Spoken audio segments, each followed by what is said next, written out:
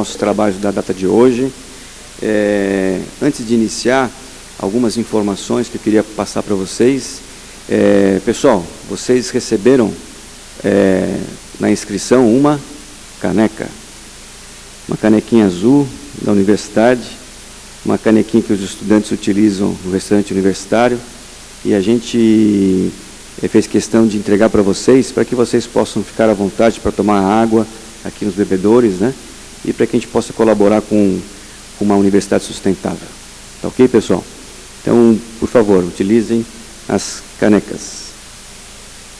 Segunda informação, nós estamos passando também a lista de presença de ontem e a de hoje.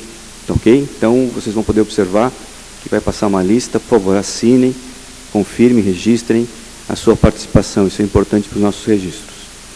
Ok? Bem, antes de iniciar a nossa sessão, eu vou convidar aqui o Fernando.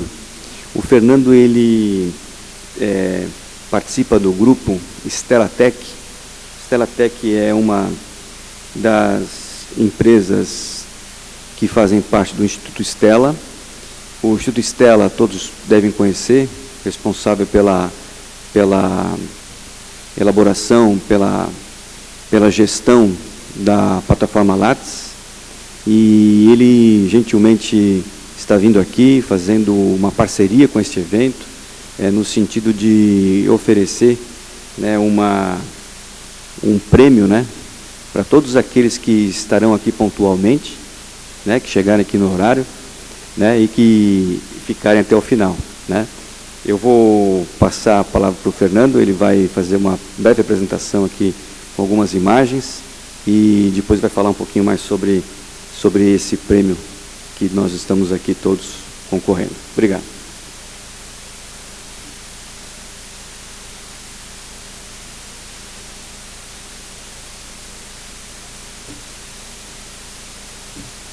Bom dia, pessoal. Pode passar o vídeo?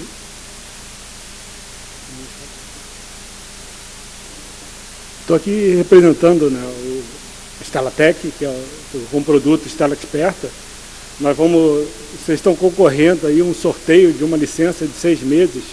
Na ficha de inscrição, na ficha que vocês receberam aí, tem uma ficha, tem uma urna ali na frente. Eu vou estar ali à disposição ali para tirar dúvidas, para apresentar a ferramenta, né, que nós temos, que ela utiliza a plataforma Lattes como conceito. Ela tem várias novidades que nós estamos lançando, como o modo de chancela, que é feito exatamente para atender aí alguma demanda dos cursos de graduação, que tem que prestar contas para o MEC, né, de vez em quando. Então, nós estamos com essa novidade aí. Então, eu gostaria depois que vocês passassem ali no stand, ali na mesa ali, onde eu vou estar ali para apresentar. Mais tarde está a Alessandra também, que vai estar junto comigo ali.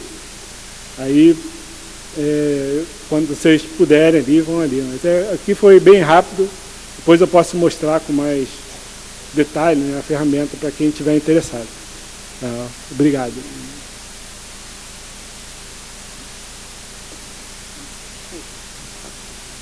Bem, quero só também registrar e fazer um agradecimento que, gentilmente, o Fernando providenciou um coffee break para todos nós aí nos nossos intervalos, né? Então, nós teremos aqui um momento para também nos confraternizarmos, e aqueles que quiserem conhecer um pouco mais sobre o software, sobre o sistema que ele apresenta, ele estará aqui à disposição, ok?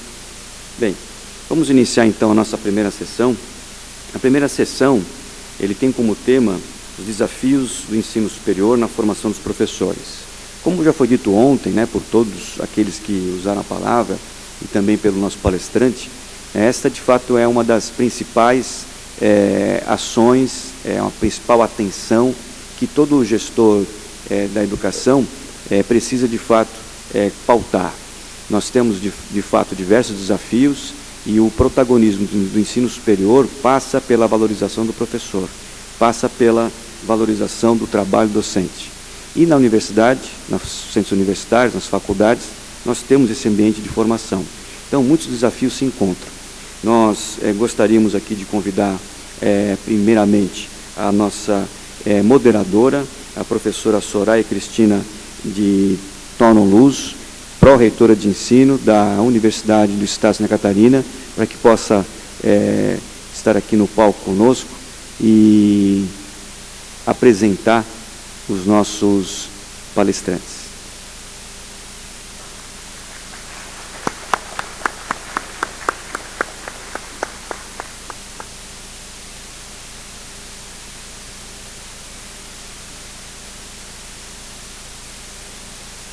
Bom dia a todos e a todas. Então, vamos dar início à nossa primeira sessão, Desafios do Ensino Superior na Formação Docente. E eu tenho o imenso prazer de receber, então, os nossos 3 professores que vão compor essa primeira sessão. Convido, então, primeiramente a professora Maria Alice Carnaturi, por favor.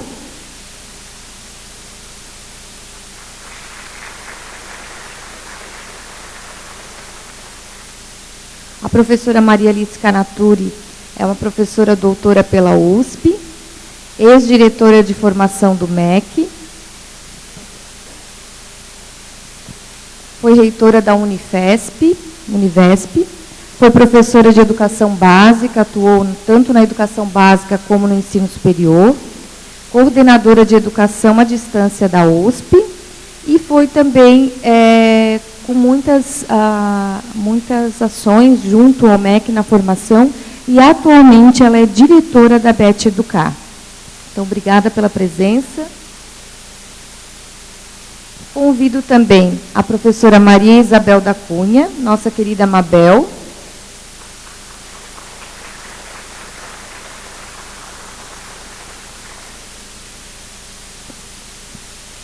A professora Maria Isabel da Cunha é professora aposentada sênior da Universidade Federal de Pelotas, atuando como convidada do programa de pós-graduação em Educação da Universidade Federal de Pelotas.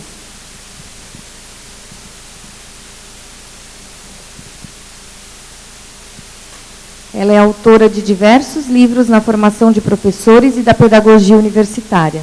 Obrigada, professora, por estar com a gente nesse momento. E convidamos também o professor Pedro Menin.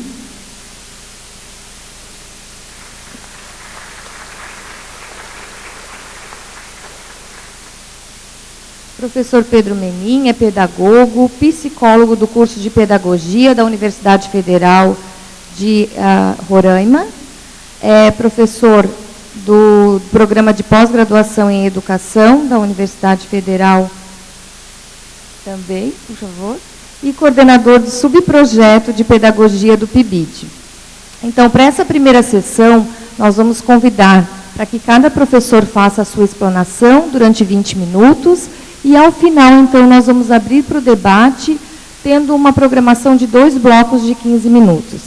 Então, muito obrigada pela presença. Vamos iniciar, então, passando a palavra para a professora Maria Alice Carnaturi, para que ela, então, discorra a sua apresentação por 20 minutos. Obrigada, professora.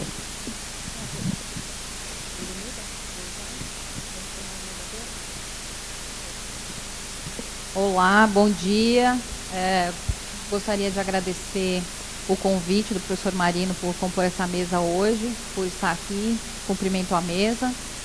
E eu acho que esse é um tema bastante caro a mim, né, que faz mais de 20 anos que faço formação de professores e no último ano era responsável por isso no Ministério da Educação.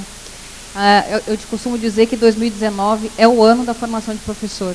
Esse é um tema que está sendo muito debatido, principalmente depois da BNCC. Então, eu vou fazer essa relação entre a BNCC e formação de professores da educação básica, que é essencial, que a formação de professores é o que deveria unir a educação básica e o ensino superior, né? Então, é o ensino superior que prepara o professor de educação básica. Então, tem um diálogo aí truncado, que quando o aluno chega no ensino superior, os professores reclamam que ele é mal formado, mas quem está formando esses alunos é a própria universidade através da formação de professores. Então, é um diálogo necessário e que vamos falar um pouquinho sobre ele hoje. Tem um mudador? Tem alguém que está mudando para mim?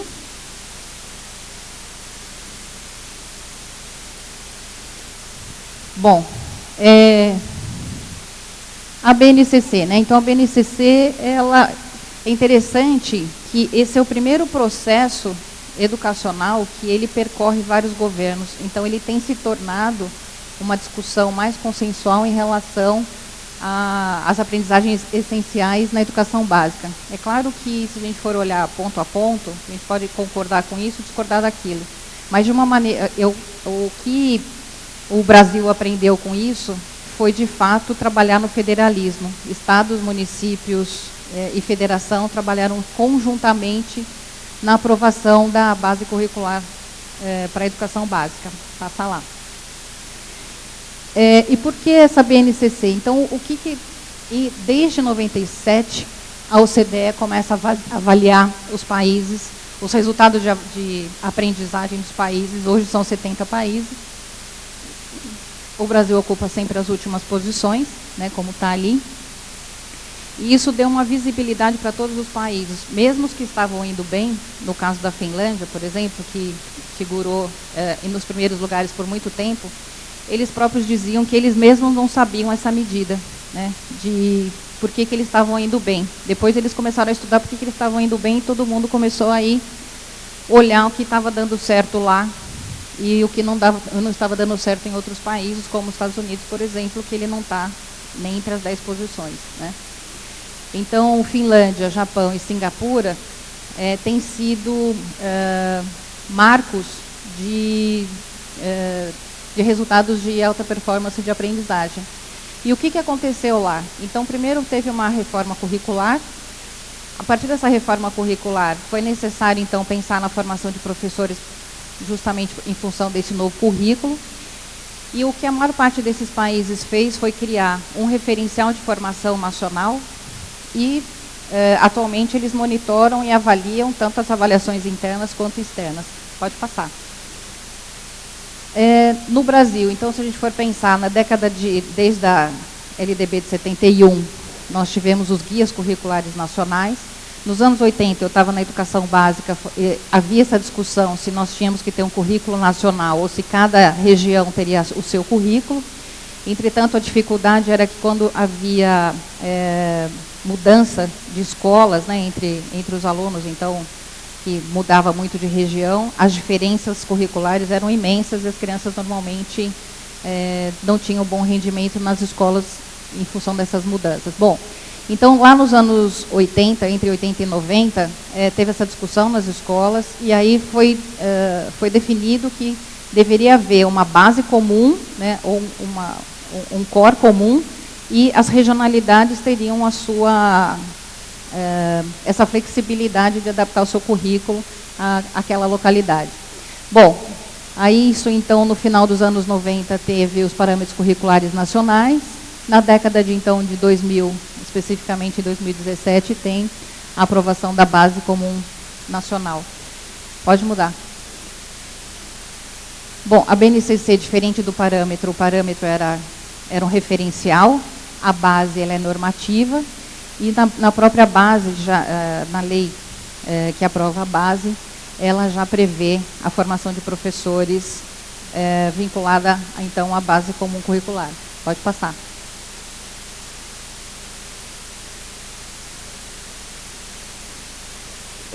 O que traz de diferente, né, a BNCC do PCN? Ela traz uma nova perspectiva, que acho que é uma perspectiva que está no mundo hoje, que é da educação integral. Então, para isso, ela traz as 10 competências. Ela traz consigo uma concepção teórico-metodológica que já estava presente no PCN, e aqui fica um pouco mais aguçado em relação a novas metodologias. Ela muda a metodologia de avaliação, o que ela traz também é a progressão da aprendizagem, que o PCN não tinha. Então, a progressão significa que o mesmo conteúdo ele é feito de forma progressiva. Então, no caso da álgebra, por exemplo, ela só começava no 4º ano, hoje ele está começando no 1º de forma mais progressiva. Então, ele tem alguns princípios diferentes do que tinha o PCN. Pode mudar. E isso muda a formação de professor, e isso muda a atuação do professor da educação básica, né? Então, esses são por que a gente entende que muda esse papel do professor na contemporaneidade. Pode mudar. E aí, em 2018, o Ministério da Educação faz, então, a proposta chamada versão 0 da Base Nacional de Formação de Professores. Pode passar.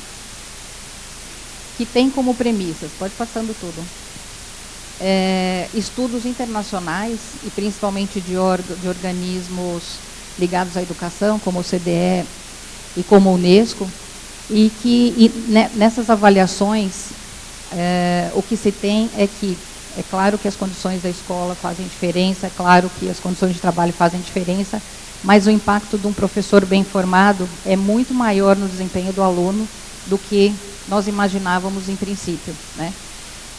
E isso foram estudos feitos em alguns países que chegaram a essas conclusões, né?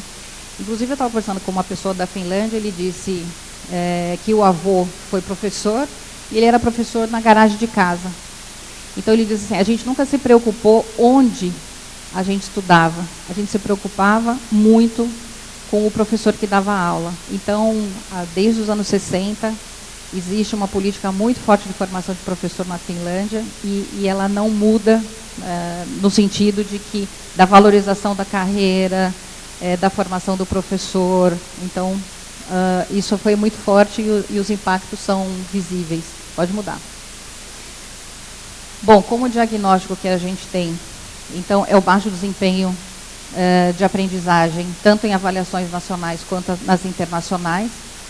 O que tem também como estudos nacionais e internacionais é o grande foco que a formação de professor tem na teoria e muito menos na prática, de um estágio que de fato não acontece, ele não existe. Então, o professor chega na escola muitas vezes, depois de formado, sem nunca ter pisado nela. E essa é uma reclamação muito forte da educação básica, dizendo que esse professor chega e eles têm que ensinar o professor a dar aula, né? Então, ele chega cheio de teorias e depois, na escola, os diretores, enfim, os outros, o corpo gestor da escola tem que ensinar aquele professor a dar aula. Até interessante que a professora Bernadette Gatti, que acho que é conhecida de todos aqui, ela diz que a educação continuada faz aquilo que a formação inicial não faz, né? É o supletivo da formação inicial. E para ensinar a dar aula, a formação continuada que tem que dar conta disso, né? Então, essas são o diagnóstico da formação de professores no Brasil. Pode mudar. E essa Base Nacional de Formação de Professor tem esses princípios.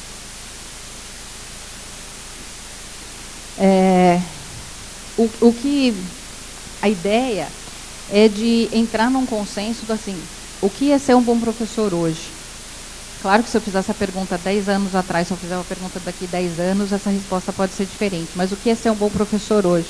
Quais as competências, quais os engajamentos que esse professor tem que ter? E se a gente chegar nesse consenso, o que foi pensado? Foi pensado que a sociedade vai ter uma visibilidade do que é um bom professor, vai ter um consenso sobre o que é ser um bom professor, e isso, de alguma maneira, impacta na valorização desse professor. Pode mudar. Porque pesquisas, essa é uma pesquisa feita pelo IBOP, com mais de 2.000 professores, dizendo sobre qual é o impacto hoje desse professor, da valorização da carreira, e por que ele escolheu essa profissão. Esse quadro especificamente está dizendo por que ele escolheu. Então, alguns escolhem porque querem ensinar de fato, e outros escolhem porque é a única opção que tem, ou na cidade ou na profissão, né? Pode mudar. Uma outra coisa é se esse professor que hoje está na sala de aula se indicaria carreira para alguém. Então, 23% indica carreira, ou seja, né, quase 80% não indica carreira para os jovens. Pode mudar.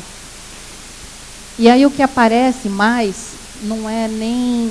é muito a valorização, é muito o impacto social que a carreira tem na sociedade brasileira e por isso a gente precisa pensar de uma maneira geral na carreira docente, desde a formação inicial até a formação continuada, então assim, desde antes do início da carreira até o fim da carreira, né? qual é o impacto que esse professor tem e qual é a medida que a gente tem de olhar para esse professor e saber se ele está, de fato, sendo um bom professor na educação básica. E o que a gente percebe é que a própria autoimagem, né, é negativa. Pode mudar. Aqui eu não estou enxergando bem, mas... bom. Então, sobre as condições de trabalho, né? Então, o que mais valoriza é o trabalho coletivo, e o que tem avaliação pior, né, são as condições de trabalho, principalmente em termos de equipamentos e tecnologias, etc. Pode mudar. Bom, para a construção dessa base nacional de formação, então foram feitos alguns estudos internacionais, e vários países que foram estudados, que foram vistos, que construíram uma política nacional de formação de professor, e que culminou com duas coisas importantes. Uma é um referencial de formação inicial e continuada, então é uma coisa só, né? Então, formação inicial, formação continuada e carreira. Esses países, então, nós tivemos acesso a todos os documentos oficiais desses países. O que a gente percebe, então, que não existe uma diferenciação entre formação inicial, continuada e carreira. Eles estão todos juntos, né? E esses referenciais todos, de uma maneira geral, eles apresentam quais são os conhecimentos que esse professor da atualidade precisa ter, quais são as atitudes e quais são os valores, né? Então, são esses três grandes eixos que a gente encontra de uma maneira geral em todos eles. Pode passar. Estudos nacionais também foram feitos, então, a Fundação Carlos Chagas, o Conselho Estadual de São Paulo, ele construiu um documento importante sobre formação de professores no Estado de São Paulo, a própria Secretaria de Educação do Estado de São Paulo, algumas cidades que fizeram a sua política de formação, e um dos que está aqui no exemplo é o Estado do Espírito Santo, que está hoje entre os 3 melhores estados em desempenho da educação básica. E o que a gente percebe, tanto nos estudos nacionais quanto internacionais, é uma base comum que está na Unesco, que está na OCDE, que vem desse grande gráfico dizendo que o foco é a prática profissional, o foco da formação é sempre a prática. Claro que não vai desconsiderar, né, o contexto social, político, e esse quadro vem da Linda Dali Harmon, que foi traduzido recentemente no Brasil, hoje ele já está traduzido. E é bem interessante que, depois da construção dessa base nacional, e olhando algumas experiências de perto, de formação de professor em outros países, eu tive contato com pessoas da Índia, da Arábia Saudita, da Europa, dos Estados Unidos, da América Latina. Teve um summit de formação de professor que foi em Bogotá. Então, assim, de uma maneira geral, todos estão caminhando para esses referenciais de formação e para uma política nacional da docência.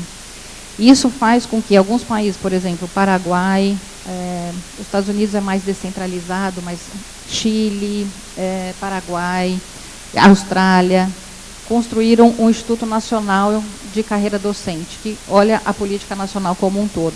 Então, isso foi o que a gente conseguiu olhar e tem uma base comum muito forte. Pode passar. Então, nós chegamos aí nesses 3 grandes aspectos, que isso também vem dos estudos da professora Bernadette Gatti. Quais são, o que compõe a competência profissional do docente? Então, são conhecimentos, prática e engajamento, né? Pode passar. E com isso foi criada, então, uma base muito parecida com o que foi visto em todos os referenciais de formação nesses países citados, e que, de uma maneira geral, você conhecer bem o seu aluno, conhecer bem o conteúdo que você vai ensinar, como ensinar e como ele aprende aquele conteúdo, e se engajar na aprendizagem desse aluno. E é claro que isso é transversalizado por uma coisa extremamente importante, que é a equidade e a igualdade educacional.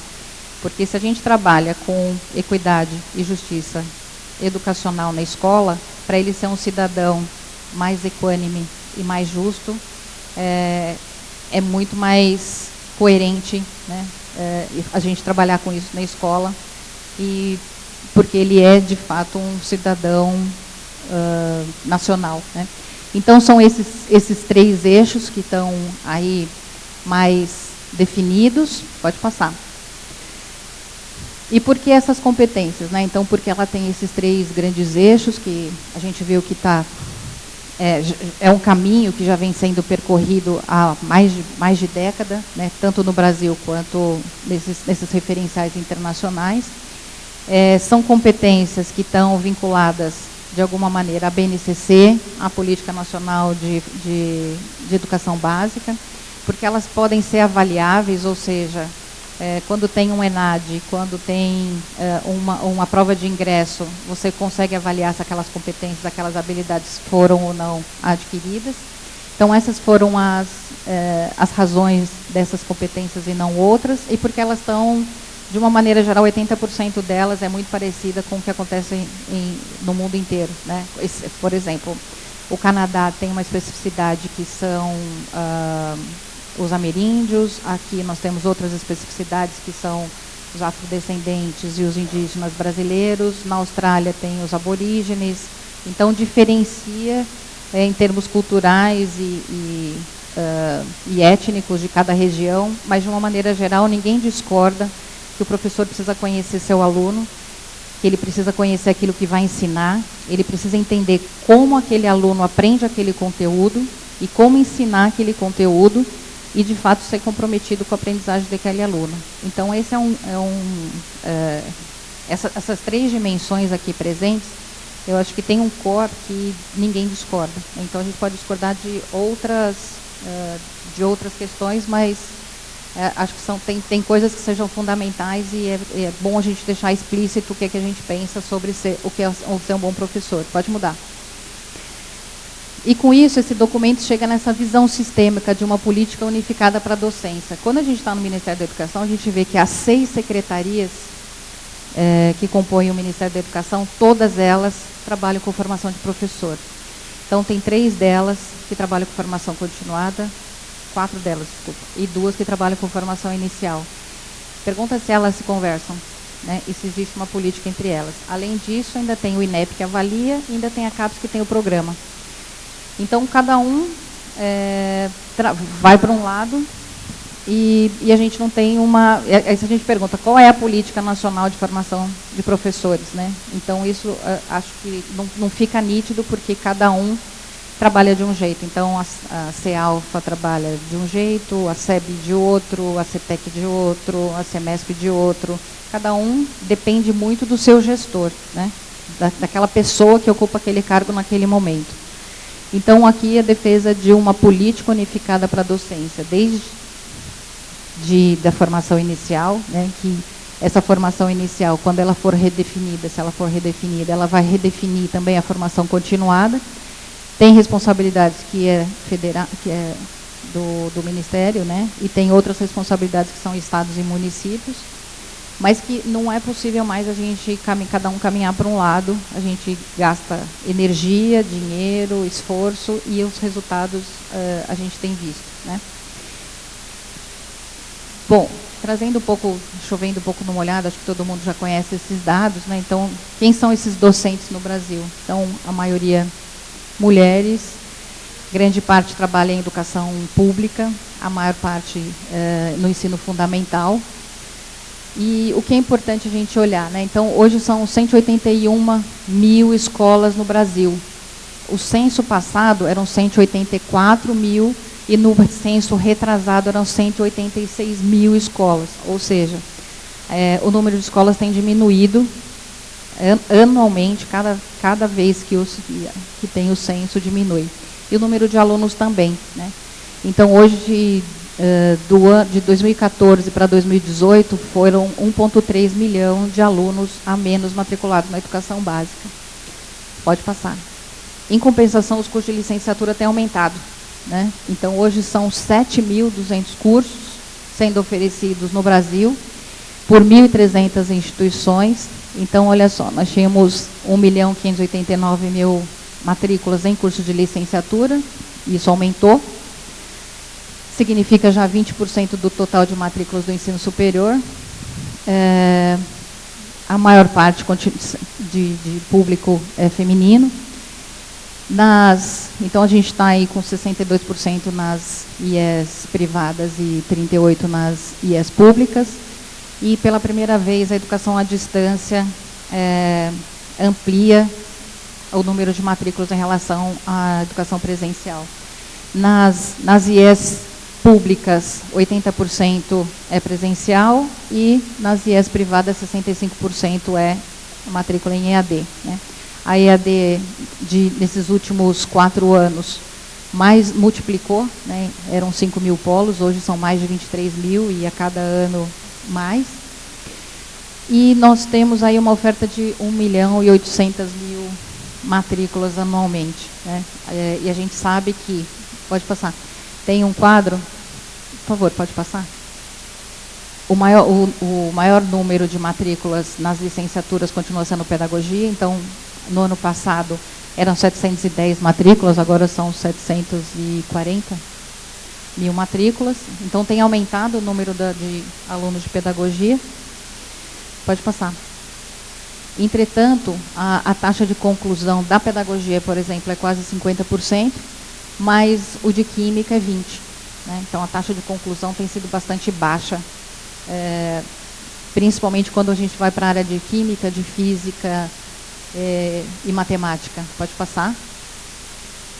E o que a gente percebe nesses estudos, e isso foi também da professora Gatti, com o seu grupo de pesquisa, que pesquisou cursos de pedagogia no Brasil, comparando, né? Singapura e Brasil. Singapura é o número 1 hoje de educação básica no mundo.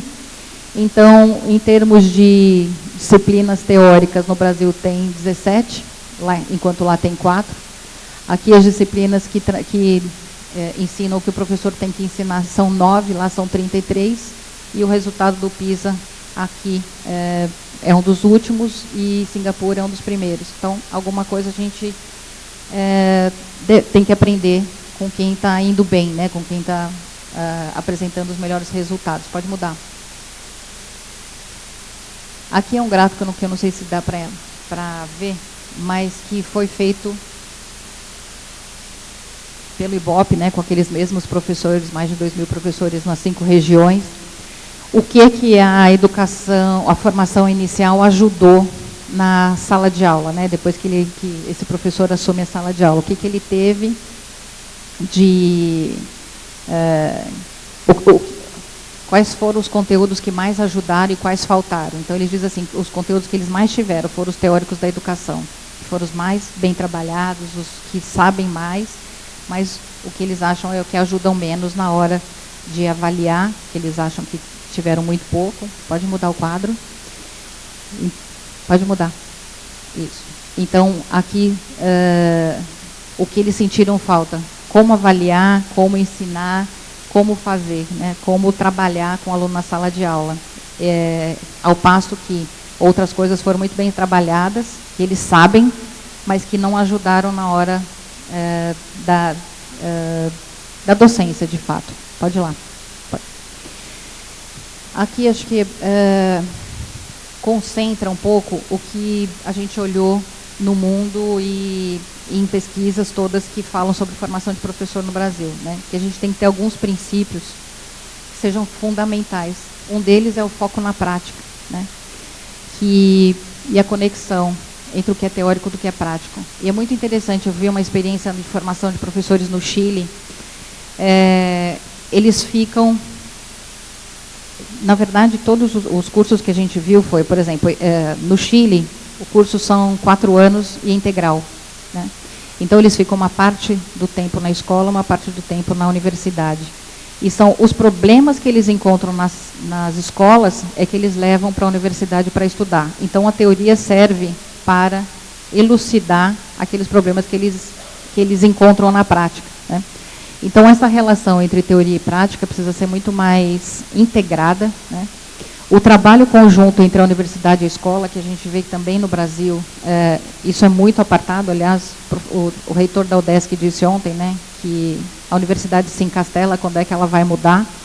Então, ela precisa ouvir a educação básica e precisa atender a educação básica e precisa fazer essa relação. Então, eu vi isso em algumas experiências no mundo também, que o professor, que é orientador de estágio, normalmente vai à escola, acompanha o estagiário na escola, e ele conversa com o professor que recebe esse aluno estagiário, que passa a ser o mentor dele. Então, o professor da escola passa a ser o mentor, e o orientador do estágio vai na escola, eles discutem sobre a formação daquele grupo de alunos que fica naquela escola.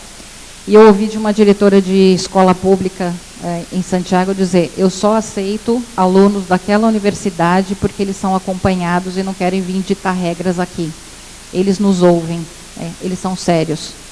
Por isso só aceito estagiários daquela. E é bem interessante que, se a gente for pensar, né, se a gente dividir ali o número de alunos matriculados na licenciatura pelo número de escolas, nós teríamos, por escola, 32 alunos. Se o estágio acontecesse de verdade.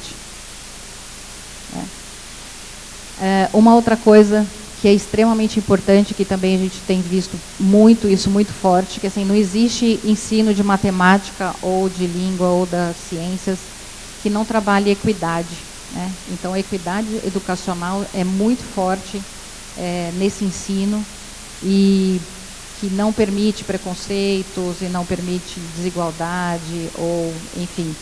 Então, é um ensino da matemática, sabendo como o aluno aprende, mas de uma maneira geral, o que você ensina além da matemática também é a igualdade, é a equidade. E a coerência, né? Então, coerência entre todos os outros 3 itens, que é entre a relação escola e universidade, entre a teoria e a prática, e entre aquilo que se ensina e aquilo que se pratica, né? E junto a isso, a ter um currículo que também seja coerente, né? Acho que termino aqui, pode passar. Essa é uma pesquisa de 2008 que pesquisou os 17 países que são o topo da lista, e o que eles dizem não existe sistema de educação que seja melhor do que a qualidade dos seus professores. Acho que é isso. Obrigada.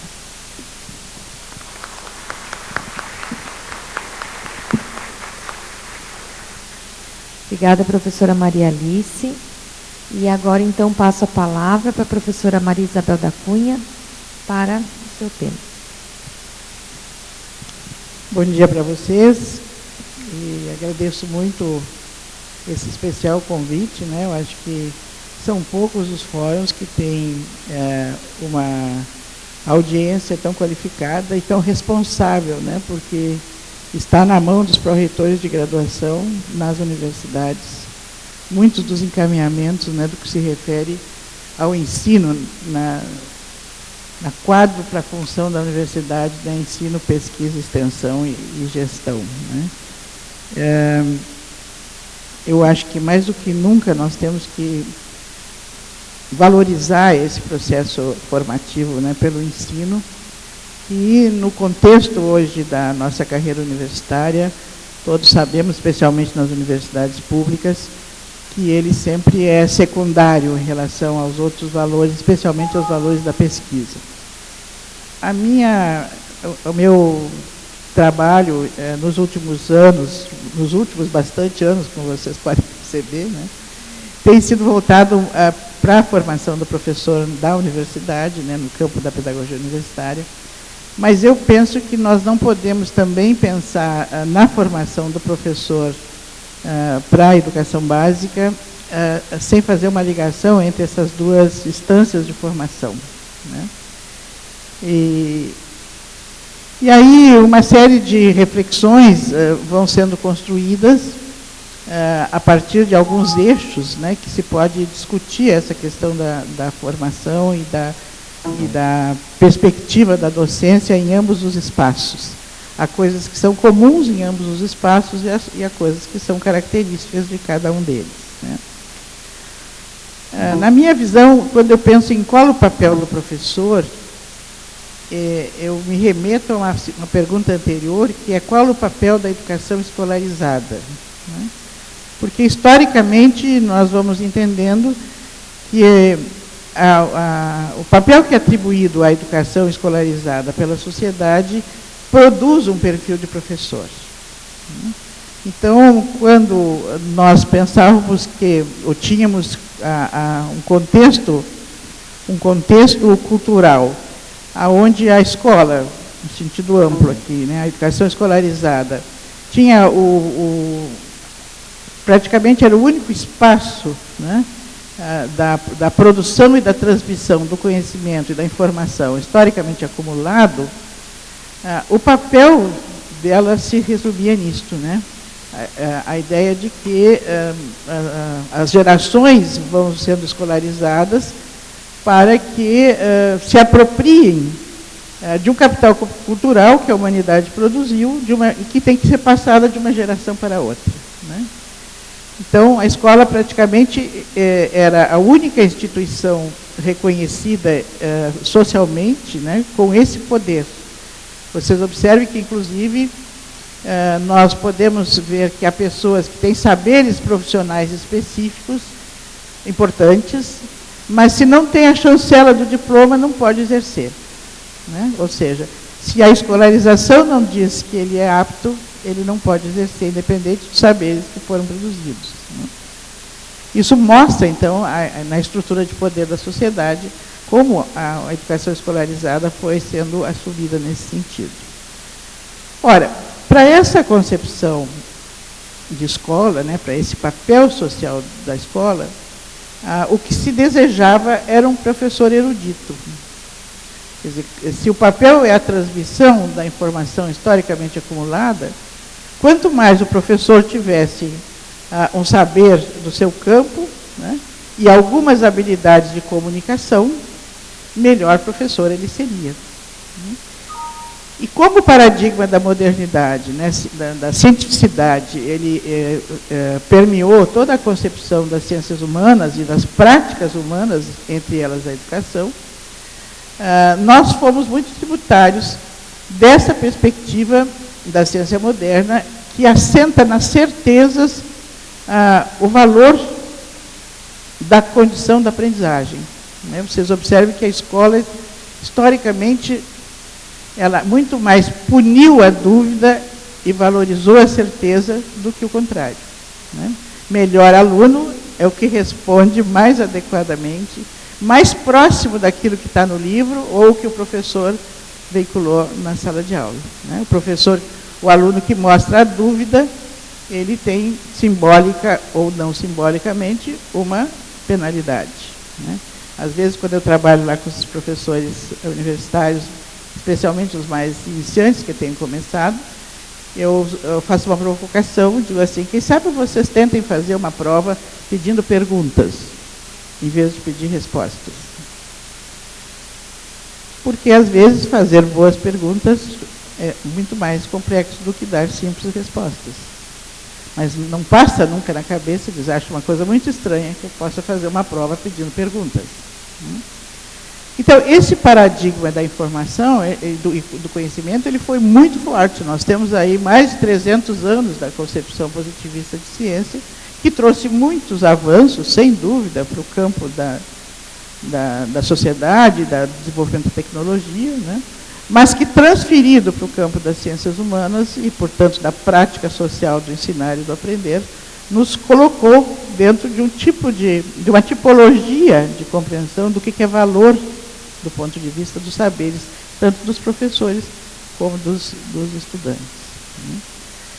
Essa perspectiva, ela começa, se mostra insuficiente, né? Começa a se mudar um pouco a perspectiva do paradigma, à medida em que os próprios cânones das ciências exatas e da ciência moderna mostram-se relativos, né? E isso para as ciências humanas foi muito importante, porque as ciências humanas, em especial o campo da pedagogia, da educação, para se constituir, ser reconhecido como ciência, assumiu inicialmente os princípios epistemológicos investigativos das ciências exatas e da natureza, né? Eu conto para os meus alunos lá um pouco algumas histórias que eles acham que é ficção científica, né? Mas não é. Quer dizer, eu aprendi, eu fiz mestrado nos anos 70, de 77 a 79, e eu aprendi a fazer pesquisa em educação no discurso da neutralidade, né? Não tinha sujeito no discurso. Faz-se, diz-se, pensa-se, né? Porque na medida que houvesse sujeito, não era ciência, né? Isso é muito recente do ponto de vista histórico, né? E essa virada para nós deu-se muito a partir dos anos 80, né? E eu sempre ratifico também, acho que a pessoa menos jovem, né, tem o dever de contar histórias dos alunos. Eu acho que é importante eles entenderem o conhecimento contextualizado, né?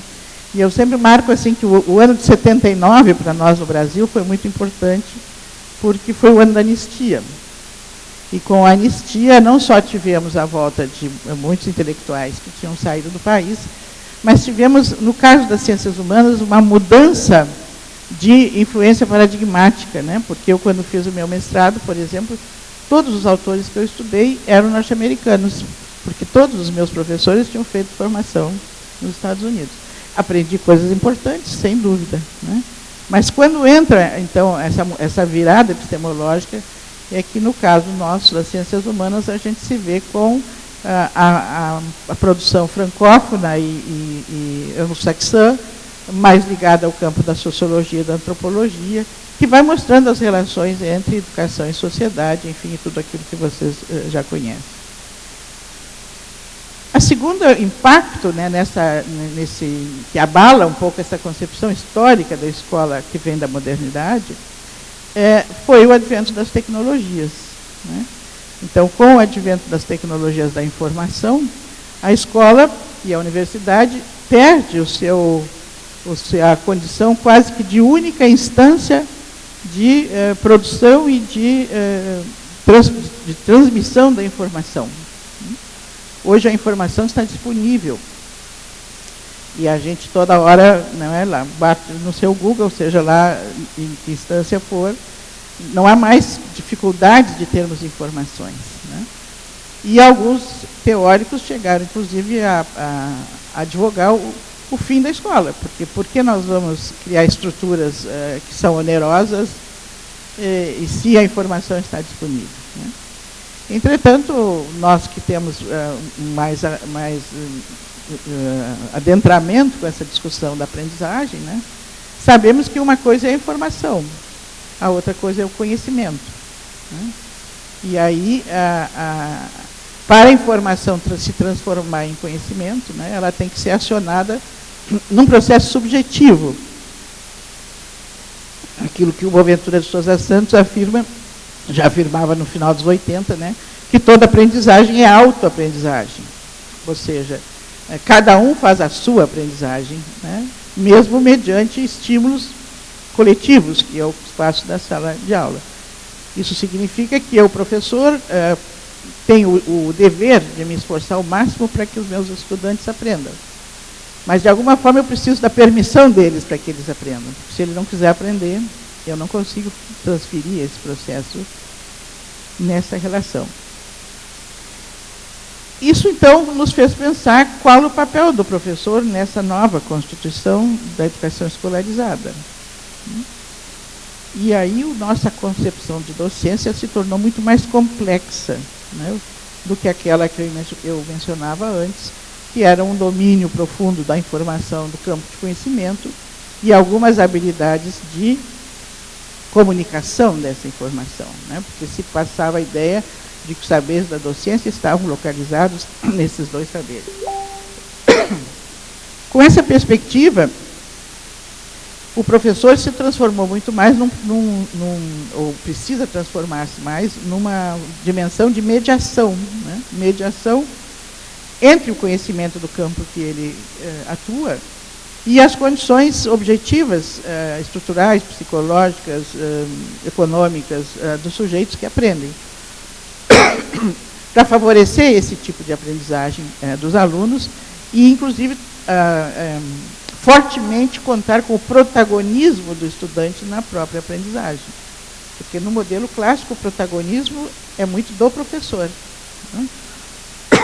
Por isso que as salas de aula são como são, né? Porque a arquitetura da escola e da universidade, ela reflete a concepção de escola, né? sentados um atrás do outro, de preferência em silêncio, e para ouvir aquele que sabe.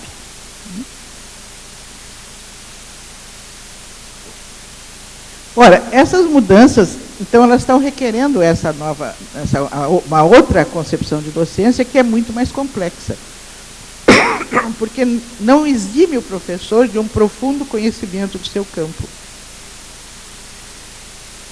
Porque quando a gente sabe pouco a respeito de uma área de conhecimento, a gente só sabe ensinar de um jeito. Para mim poder ensinar a partir de outras estruturas, de outros caminhos, eu preciso compreender a estrutura da organização da área em que eu domino, né? Então, não exime o professor de um profundo conhecimento do seu campo. Mas exige do professor também uma gama de saberes pedagógicos, né, para fazer essa ponte entre a aprendizagem e a ensinagem, né, como diz a nossa colega Cléia Anastasio, né? E, ao mesmo tempo, precisa muito saber de estudantes, né, dos estudantes. A professora Terezinha Rios, uma professora que muita gente deve conhecer, né, paulista, às vezes ela reparte mesas comigo, né, e ela usa uma equação muito da filosofia socrática, né, ela diz que talvez ser professor não seja tão difícil, né? Saber ser professor é saber ensinar geografia a João. E nessa equação estão todos os saberes, né? Precisa saber de geografia, e em geral os nossos professores até sabem de geografia, né? Precisa saber de ensinar, e precisa saber de João.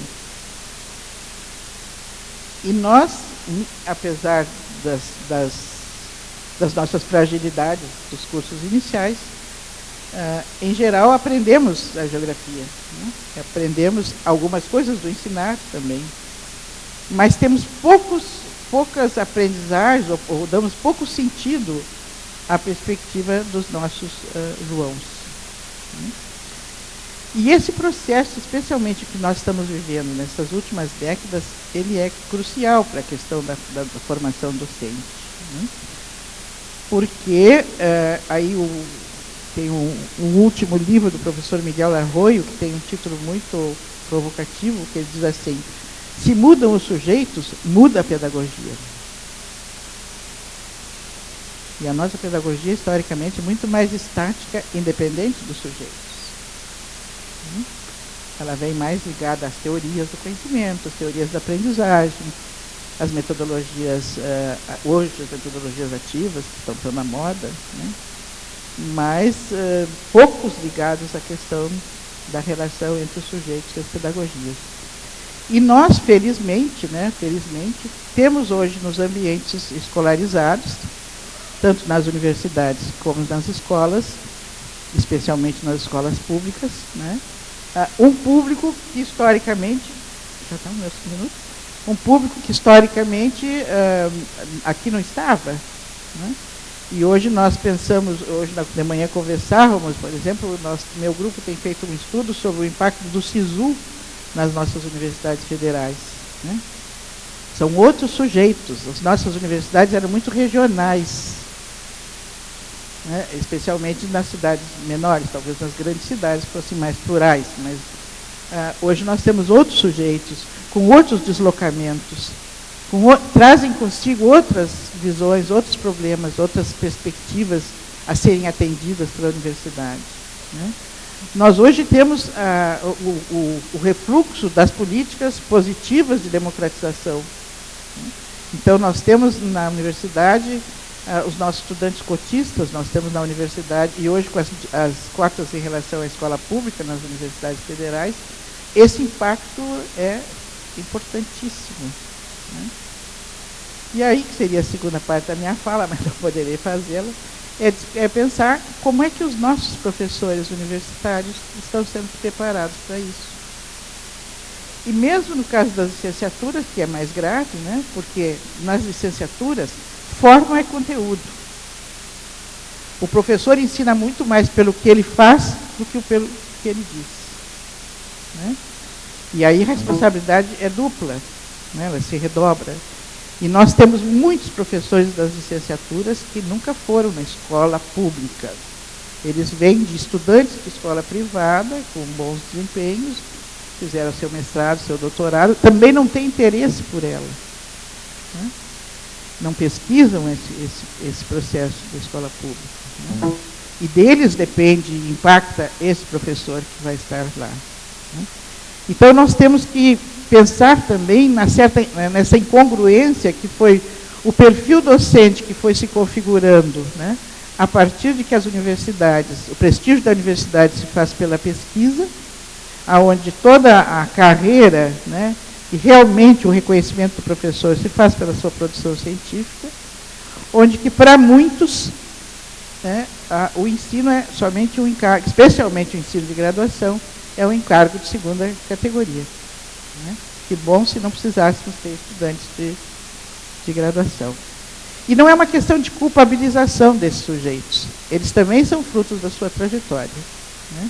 O recrutamento dos professores universitários, que até os anos 70 se fazia pela lógica, quem sabe fazer, sabe ensinar, né? E se procuravam, então, das diversas profissões, alguém que tivesse fazeres reconhecidos para tal, e que já é uma equação que necessariamente não é tão direta, em que pese eu acho que a gente ensinar o que nunca fez é muito complicado, né? Hoje a equação mudou-se para quem sabe pesquisar, sabe ensinar. E se a primeira equação pode ser discutível, a segunda é muito mais grave, né? E, no entanto, as nossas políticas de pós-graduação, que é onde fortemente os estudantes de pós-graduação manifestam aspiração com a docência, talvez porque o espaço da universidade ainda seja o grande espaço de empregabilidade dos nossos egressos dos programas, né, estão absolutamente alijados dessa responsabilidade, né? Então, observem que nós pensarmos no professor da educação básica em relação com o professor da educação superior tem a ver com uma concepção epistemológica de conhecimento, papel fundamental das instituições escolarizadas, universidade e escola, né? E, portanto, dos saberes necessários para enfrentarmos fortemente esse grande desafio que nos colocou, beneficamente, no meu ver, a democratização, né? Porque temos outros sujeitos e precisamos de outras pedagogias. Muito obrigada.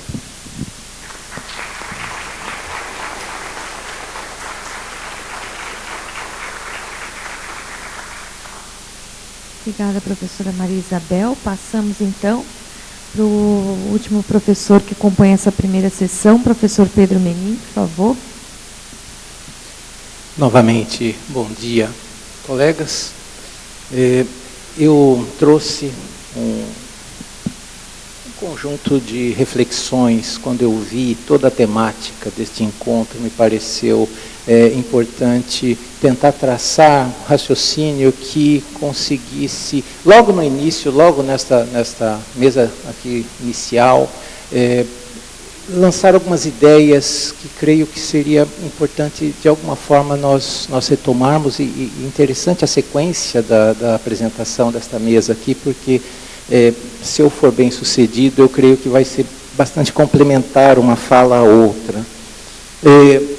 Eu vou trazer alguns comentários de base epistemológica, que demandam, evidentemente, muito mais do que 20 minutos, e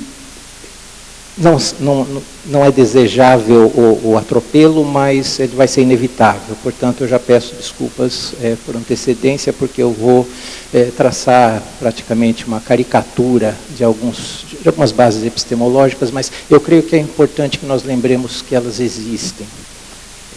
Passa o próximo, por favor. Então, nós temos um tema maior, né? A educação do futuro. Protagonismo do ensino superior na formação do amanhã. É um tema para lá de pretensioso, né, gente? E vamos combinar que eu acho que nós precisamos da coragem para assumir essa pretensão, porque alguém tem que assumi-la. desafios do ensino superior na formação de professores. A professora Mabel já chamou a atenção. Tem a questão das licenciaturas e tem a questão da docência superior, que envolve pesquisa e, portanto, uma formação para uma certa autonomia. Você vai produzir conhecimento, não apenas reproduzi-lo. E a professora Mabel trouxe muito bem também a questão da forma como as licenciaturas são deixadas de uma forma marginal e tratada, né, e os professores, de modo geral, nem tanto das ciências humanas, mas tendem a ver o trabalho das próprias licenciaturas, mas o dar aula como algo estafante, algo chato, algo... O que eu estou fazendo aqui? Eu queria chamar a atenção nesse percurso epistemológico que a professora Mabel também comentou, mas que eu pretendo pontuar alguns pensadores importantes, que não é por acaso que isso acontece. Eu queria chamar a atenção, então nós temos aí, vamos falar aí na próxima mesa sobre felicidade, né? Lá em Roraima, no encontro regional da Forgrade Norte, né, eu fui chamado para falar também sobre essa questão da felicidade, e um ponto fundamental é nós não nos deixarmos cooptar. Parece que essas forças negativas, digamos assim, elas tendem a fazer exatamente esse trabalho, elas nos enchem de ódio e de ressentimento e nos enfraquecem nessa medida. Não é o meu tema agora, mas sem dúvida é fundamental que seja conversado. Tem a ver com a nossa postura ontológica, como profissionais e como seres humanos, e eu quero falar um pouco disso também. Eu queria chamar a atenção quanto à questão... Bom, formação discente e docente é essa questão das licenciaturas, docência no ensino superior. Tem uma questão importante, eu coloquei ali, a saúde mental. Os nossos futuros professores licenciados, eles vão encontrar um problema, que é aquele aluno que vai olhar bem para ele e falar: professor, como dizem lá no bairro que eu cresci, eu sou do Dabril, tem até musiquinha lá do Racionais MC, tem Mano de Osasco, do Jardim Dabril. Eles vão dizer assim: aê, professor, esse bagulho aí não tem nada a ver com minha realidade, certo? Pode trocar umas ideias, tá ligado? Mas isso aí, ó. E, de modo geral, eles estão certos. Porque nós desconsideramos olimpicamente quem eles são e passamos o conteúdo com rolo compressor por cima. Só que naquele processo de assimilação e acomodação que Piaget fala, simplesmente não há disruptura cognitiva, porque eu olho para aquilo e falo: para que eu vou estudar isso? Quando o objetivo é o diploma, aí nós precisamos da nota, não do conhecimento, da nota. Gente, quanto tempo faz que Saviani escreveu Educação do Senso Comum à Consciência Filosófica, capítulo 1, que ele fala sobre a questão da nota, que quando o aluno busca a nota, a necessidade dele não é o conhecimento, está aberto o caminho para a impostura. Ele diz nesses termos. E ele fala esse livro, claro, com base em Karel Kozik, mas com base em Gramsci, intelectual orgânico. Então, eu fico estupefato que o quanto que nós rodamos em coisas que são básicas. Quando eu estou trabalhando uma disciplina, por exemplo, como bases epistemológicas da educação, parece que nós estamos descobrindo o mundo, parece que nós estamos... nossa, mas já falaram sobre esse assunto? Poxa, mas olha que interessante. Então vejam vocês, um conceito, aliás, dois conceitos fundamentais em Piaget que nós também costumamos atropelar. Conceito de saber e aprender. Gente, efetivamente, pensemos um pouquinho, quanto nós aprendemos de tudo que nós estudamos. Vocês estão lembrados que saber nós sabemos. Lítio, sódio, potássio, rubídio, césio e frâncio, uma linha da tabela periódica. Eu fazer o que com isso? Fórmula de Bhaskara, equação de segundo grau. Se você não sabe para que serve, você não aprendeu. Você sabe, mas você não aprendeu, porque não pode ser usado para adaptação. Lembrando que Piaget, né, seguia Darwin, foi seu mestre. Estamos falando de aprendizagem em termos de adaptação. Portanto, o conhecimento me torna mais forte, ou me torna aleijado, né? Quando o aluno fala que vai fazer letras porque não gosta de matemática. Vejam vocês o quanto que nós desprezamos a arte. Gente, nós não sabemos mexer com a diferença. Nós tratamos a arte no campo da estética, do bonitinho. E na hora de inventar, nós somos terríveis. Porque nós deixamos de lado, aliás, outra coisa que nós deixamos de lado, além da própria filosofia, é a psicologia. Fica a cargo e encargo dos psicólogos, donos desse conhecimento, que nos compõe. Tem um tempo em São Paulo que tinha aula no ensino médio de psicologia, tiraram a licenciatura em psicologia. Nós estamos indo de mal a pior. Né? E a filosofia que nós temos são recortes de pensadores que não têm a mínima linearidade, como se eles estivessem pensando ao acaso e olhando para as estrelas. Penso, logo existo. Um repolho não pensa, logo um repolho não existe, e logo Descartes é um idiota. Você não tem o contexto em que Descartes falou, em que ele estava pensando, o cogito, eu me perco completamente. O humano do Dabril vai estar certo. Professor, esse bagulho aí não tem nada a ver com a minha realidade, não tem mesmo. O conhecimento tem, mas dessa forma, ignorando a aprendizagem, a necessidade de ter um porquê de eu estar aprendendo, nós fazemos isso. Então, somos aleijados teóricos. E dói. Falar isso dói quando nós nos deparamos com algo que nós não aprendemos direito. Aliás, que não aprendemos nada, né? Lítio, sódio de potássio, rubídio, césio e frâncio. Se eu não sei o que fazer com isso, eu não aprendi. Perdi tempo. É um saber, é melhor que não saber, é melhor saber. Porque aí pode aparecer um professor de química apaixonado, e esses apaixonados são aqueles que nos ensinam, e se nós estamos na educação, é porque, de algum modo, nós tivemos esses professores apaixonados em nossas vidas, é ou não é? Próximo slide, por favor. Eu queria falar a partir de dois pressupostos. Primeiro, mais do que óbvio, né? Não existe o acaso em fenômenos humanos. Mas é interessante como nós desprezamos coisas que fazem parte do nosso cotidiano. Nós simplesmente desprezamos, por exemplo, coisas como a nossa timidez. É um acaso, porque afinal de contas a psicologia pertence aos psicólogos, né? Nós não sabemos desvendar, isso é coisa de psicólogo, você precisa procurar terapia. É óbvio que tem importância do profissional psicólogo, não estou discutindo isso, eu estou discutindo o conhecimento.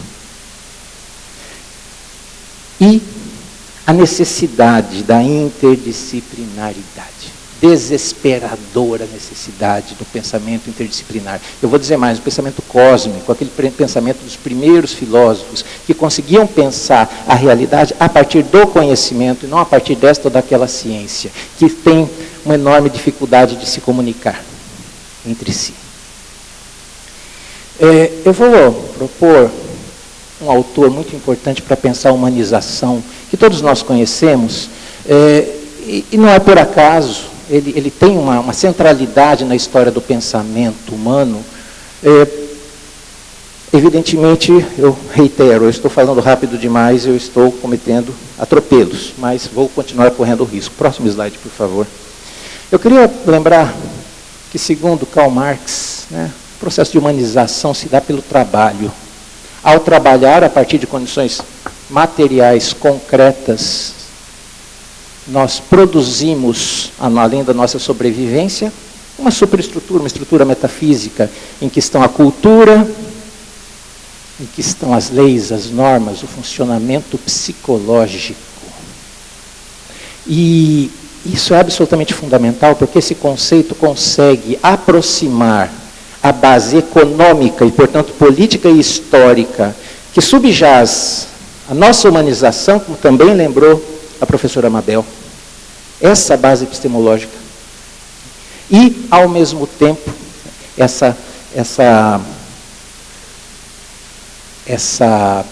esses conceitos, trabalho, infraestrutura e superestrutura, vão nos trazer também a ideia de juntar o pensamento da filosofia política à base epistemológica. Vamos lá, gente. Para trabalhar, então, para sobreviver, eu trabalho. Lá em Roraima, nós temos muitas etnias e nós somos privilegiados por poder conviver entre eles. Se alguém de vocês um dia tiver uma experiência nessas etnias que têm base, uma base cultural de funcionamento primitivo, ou seja, eles fazem caça e coleta.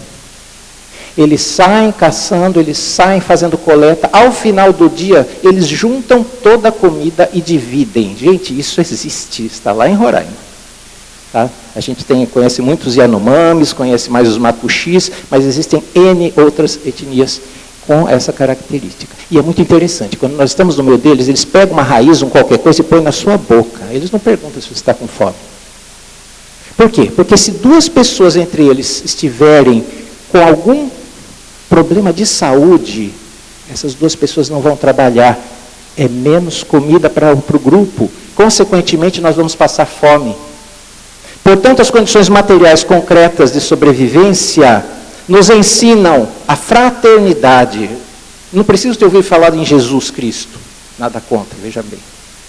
Mas eu não preciso ouvir falar. Eu aprendi a fraternidade porque as condições materiais concretas, a infraestrutura me ensinou. Isso é lei entre eles. Porque isso nos faz sobreviver. Ora, e no capitalismo, e na sociedade moderna, o que nós temos? Nós temos para trabalhar, para sobreviver. Então vejam que trabalho não é apenas essa formação para o trabalho, o trabalho ao mercado, mas o trabalho como processo de humanização. E nós também temos perdido isso olimpicamente. Voltando. Na sociedade moderna capitalista, para sobreviver, nós precisamos servir a uma entidade abstrata chamada mercado. E nós treinamos nossas crianças, porque isso gera uma base cultural, gera um modelo de educação que é repassado para as outras gerações. Portanto, nós ensinamos às nossas crianças exatamente isso. Você tem que se preparar para servir ao outro. O que você pensa ou deixa de pensar é secundário. O que importa é o que o outro vai dizer de você. Vocês percebem que se... tem algum tímido aqui na plateia? Se tem, você percebe que a sua timidez é uma construção econômica antes de ser histórica e política? Porque você foi treinado para ter medo de que a sua opinião, de que a sua postura não seja correta, porque a postura correta é a postura do outro. Que outro? O mercado. Quando a gente fala para aquela criança correndo peladinha no quintal inocentemente, olha, o vizinho está te vendo meio pelado. O que nós estamos dizendo? Estamos dizendo, tenha medo da opinião do outro.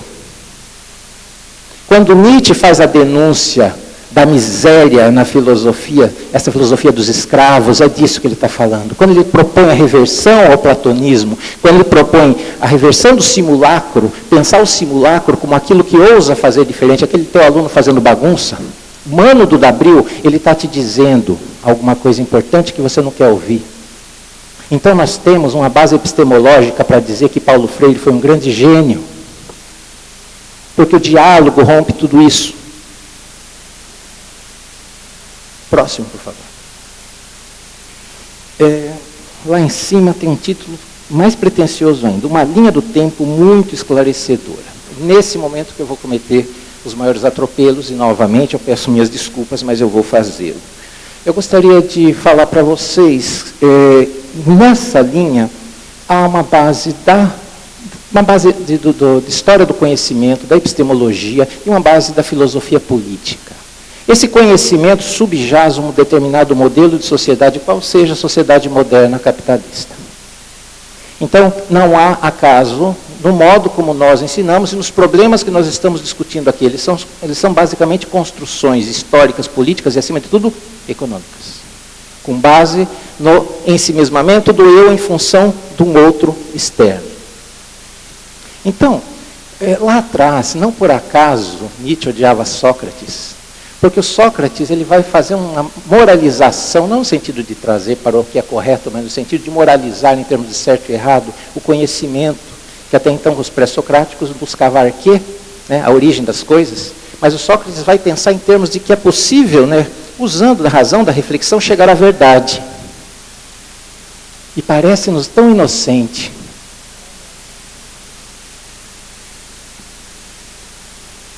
Vou tentar voar aqui. Então, o que é pensar a verdade? É um modelo moral.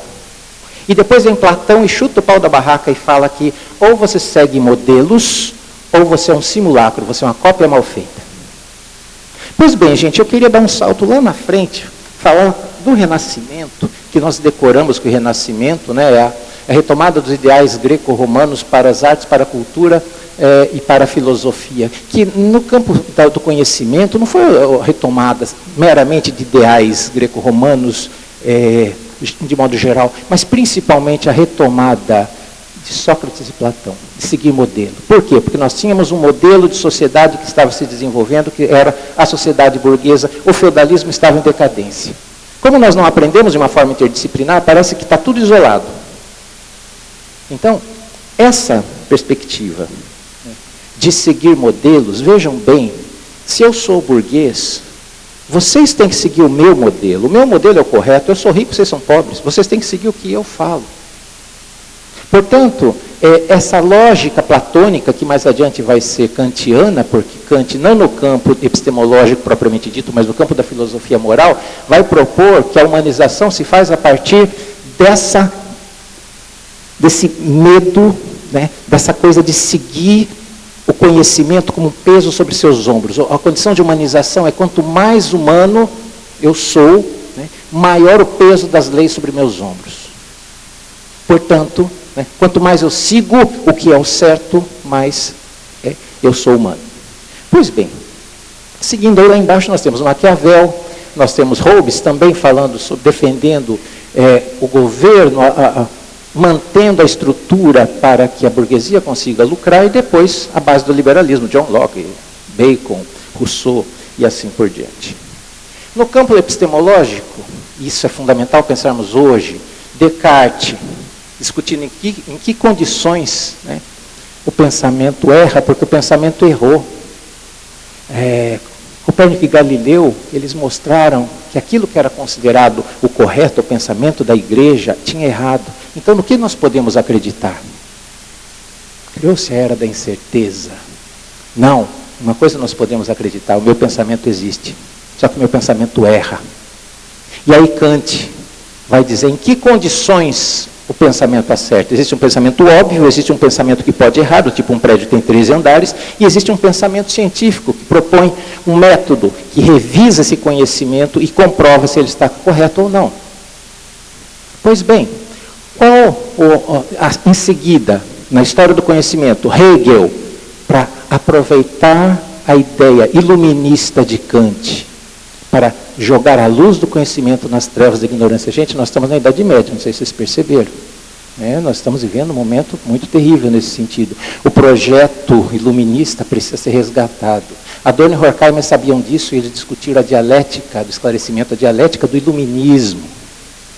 Então, resgatar esse projeto de sociedade.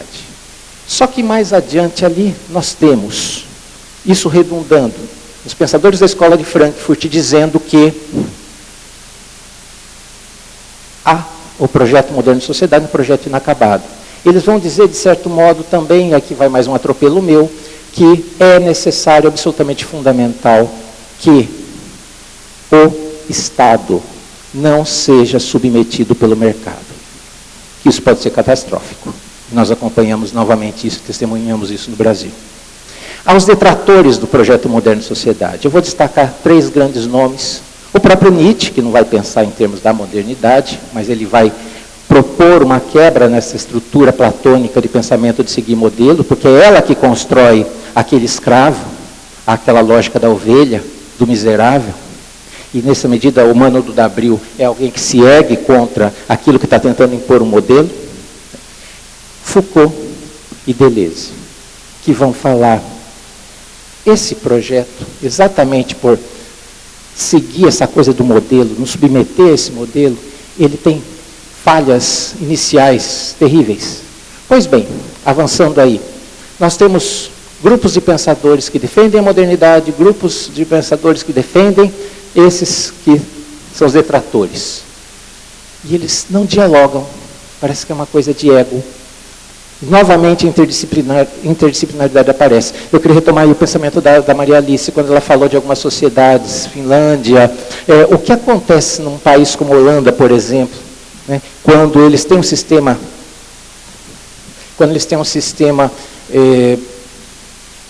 carcerário que consegue resolver os próprios problemas e importar presos. A Dinamarca, por exemplo, aliás, um holandês, lá perto da Universidade Federal de Roraima, nós temos ali o Suriname, nós temos um contato com a universidade deles, que é a Holanda.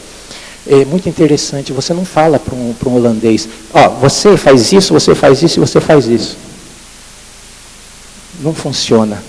Tudo demora mais tempo com o holandês, porque eles não admitem, tem que ser no diálogo, tem que ter troca. Então, quando a escola de Frankfurt vai dizer, escuta, não dá para jogar a modernidade fora, eles vão dizer, não dá para jogar a modernidade fora, porque nós temos exemplos profícuos em que alguns estados conseguiram resolver problemas.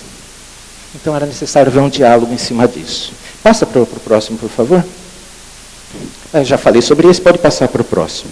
Então, felicidade em tempos sombrios passa por essa questão da nossa própria felicidade, do nosso próprio desespero, nessa coisa de o que eu faço, que modelos eu sigo diante da minha incapacidade de inventar modelos.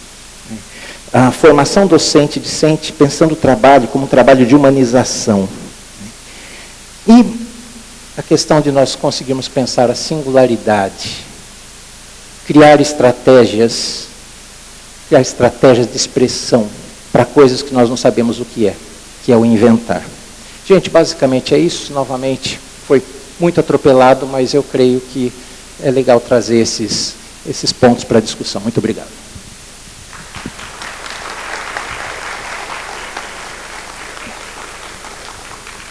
Obrigada, professor Pedro. Nós vamos, então, agora para a segunda etapa dessa sessão, que é a parte do debate. Como nós estamos com o horário um pouco adiantado, nós vamos fazer um bloco. Então, eu vou passar esse microfone, vou convidar, por favor, a Jussiane para auxiliar, para que as pessoas que queiram fazer questionamento, que se apresente, nome, a universidade, e possa ser mais objetivo para qual professor, ou enfim, quer deixar aberto o questionamento. Obrigada.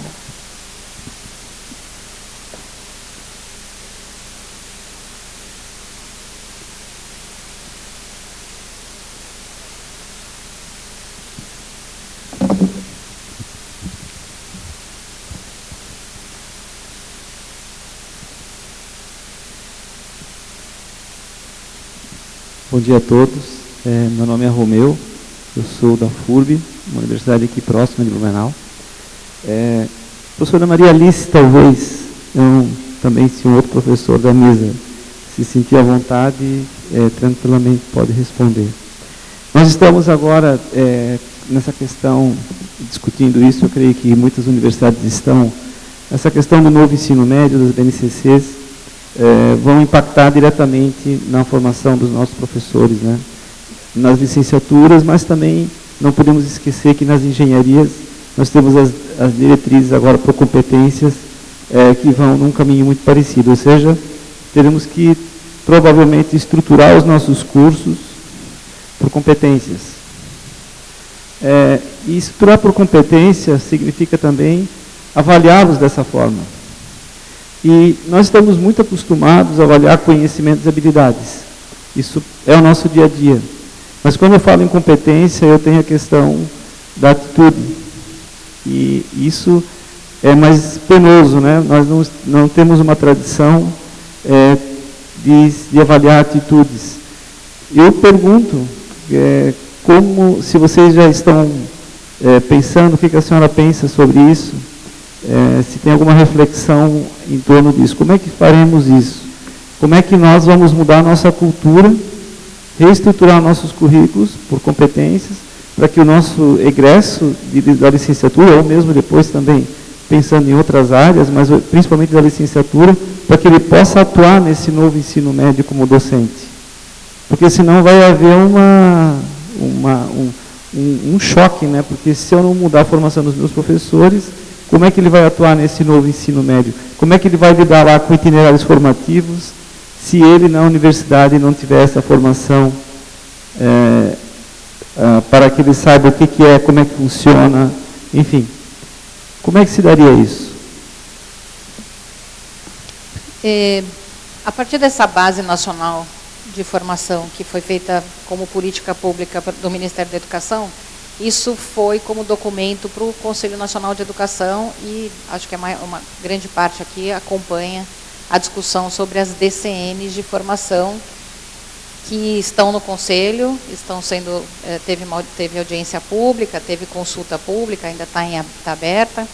Nessa semana o Conselho deve fechar uma minuta essa minuta vira a regra, né, de formação de professores no país, e ela provavelmente deve ser aprovada até o final do ano. Então, isso muda, e o que a gente tem visto é que isso tem sido comum em vários países do mundo. Agora, acho que a gente tem que aprender um pouco com a educação básica, né? Quando você fala dos itinerários formativos do ensino médio, tem uma flexibilização enorme o ensino médio a partir de agora, né? E é uma flexibilidade que a gente não vê no ensino superior. Agora, avaliar a competência não é simples, mas ela é possível. Até porque, quando a gente fala em competência, não existe competência sem conteúdo, né? Então, a partir do momento que você adquire conhecimento, conteúdo, saberes, é que você, então, constrói aquela competência, né? Segundo conhecimento, saberes e práticas, e aí você vai adquirindo conteúdo. Então, não é difícil avaliar, né, as competências, mas, de fato, por isso que eu falei antes que a educação superior precisa, principalmente a formação de professores, né, precisa se aproximar da educação básica, porque são dois mundos apartados que não conversam, né? Então, todo mundo sabe que a universidade fica encastelada e ela diz que ela sabe formar professores. E aí, quando chega na educação básica, eles falam, eu tenho que pegar esses meninos e ensinar a dar aula. Então, ou seja, não está tendo diálogo entre as duas coisas. E é bem interessante que no resto do mundo isso não acontece. Por exemplo, eu fui para Stanford, que todo mundo fala que é uma universidade de elite. O diretor da formação de professores, ele vai na escola, ele conhece o coordenador da escola, ele conhece o diretor da escola. Existe uma relação muito próxima entre a universidade e a escola. E aqui não, aqui parece que a escola é meio escória, né? Então, assim, ninguém quer pisar, por isso que é chamado do chão da escola, que eu acho um horror, né? Então, é preciso olhar o que é necessário para a formação de professor, e não dizer, olha, eu sei que o professor precisa. Não, vai lá olhar, vai lá ver o que precisa para fazer, de fato, uma formação de professor mais de acordo com o que é necessário, né? Então, sim, os currículos de formação de professores vão mudar, né? Até porque vai ter uma nova DCN, então, e essa DCN tem que estar de acordo, inclusive, pela própria legislação nacional, mas o que é importante, assim, a gente começar a construir uma política nacional de formação, uma política nacional da docência, né? E olhar do início ao fim. Então, antes do cara entrar na universidade, até ele se aposentar. Porque senão fica essa loucura que a gente vive, que cada um corre para um lado e a gente não vai para lugar nenhum. Não sei se te respondi. Obrigada, professora. Mais algum inscrito? Lá atrás, por favor. Bom dia a todos e a todas. Sérgio Freitas, da UNB. Eu gostaria de fazer essa pergunta à professora Maria Isabel. Eu sei que caberia a todos da mesa, mas em especial ela. Como professor do ensino superior, em especial tratando como pró-reitor, na UNB de decano, né? Mas com uma gama imensa de diversos segmentos das áreas de conhecimento, né? Considerando não só as licenciaturas, que talvez fosse o tema mais afeito à mesa, mas considerando também a pergunta do professor nas áreas de engenharia, saúde, etc., nós observamos a questão da formação do professor dentro do ensino superior.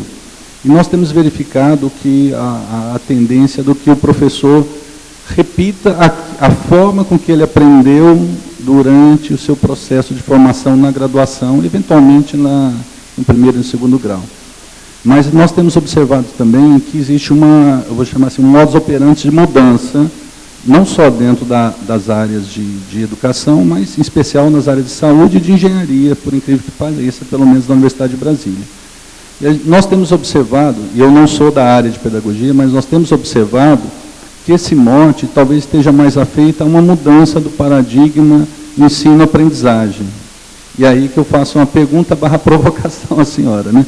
Talvez não fosse o momento da gente ter aprendizagem pelo ensino, e não o ensino que provoca aprendizagem, né? Será que nós não estamos no momento, parece que tanto os alunos, a mudança, aquela onda que o professor Arlindo citou ontem, né, que vem avassalando as universidades, a educação de modo geral, mas também dos professores que estão sentindo a necessidade de mudança e que não são da área de pedagogia ou áreas afins, essa observação da utilização, a preocupação maior com a aprendizagem do que efetivamente com o ensino, né? Será que não é o momento da gente ter, aí a provocação novamente, mais aprendizagem e um pouco menos de ensino? Obrigado. Acho que um pouco tu já desse resposta para a pergunta, né? E de fato, a questão da pedagogia universitária, a pedagogia universitária é um campo de diálogo, né?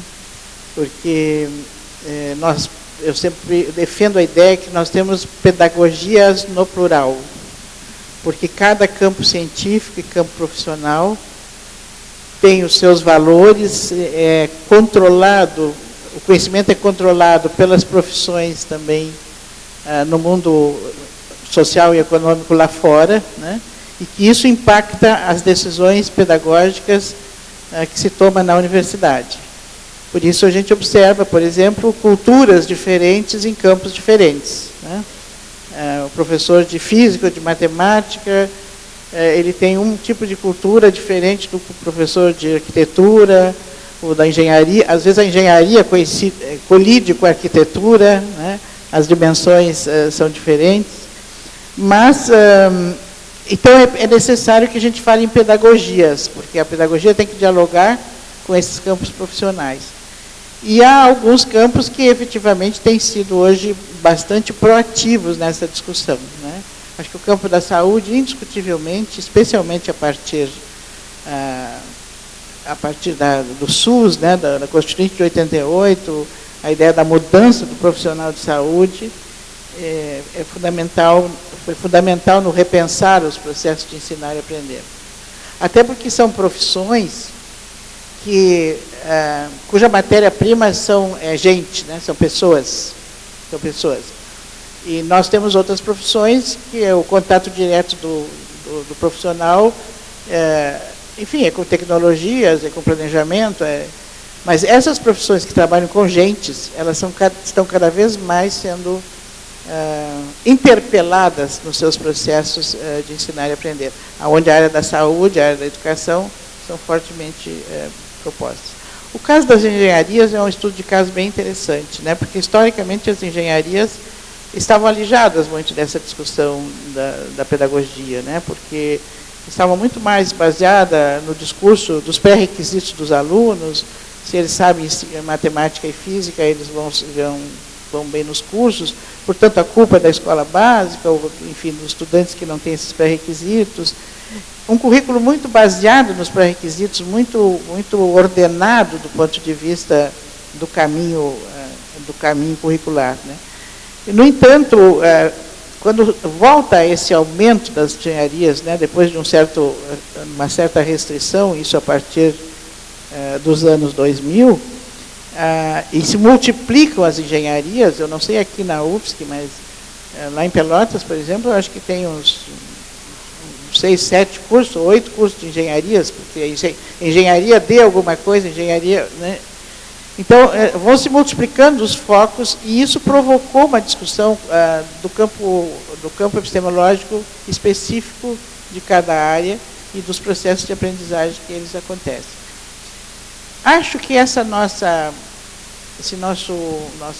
tendência, por exemplo, de fazer estudos sobre as práticas dos professores, né?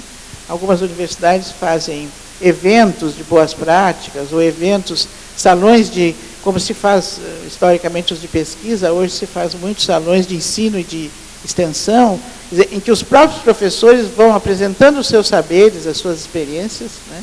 Eles são muito importantes. Porque não é porque o professor não tem a formação pedagógica que ele não tem saberes. Ele tem saberes, né? Até por causa dessa questão histórica. Porque não existe nenhuma outra profissão que tenha essa condição da docência, porque todos nós fomos estudantes, tivemos frente a essa profissão por 10, 12, 15 anos na nossa vida, né? Então, esses professores constroem os saberes da docência. A questão é que esses saberes não têm uma fundamentação teórica, como falou o professor, né? Quando nós pesquisamos as inovações no ensino superior, a gente observa muitas coisas super interessantes que os professores fazem. Agora, quando tu pede para eles escreverem sobre o que fazem, eles recuam.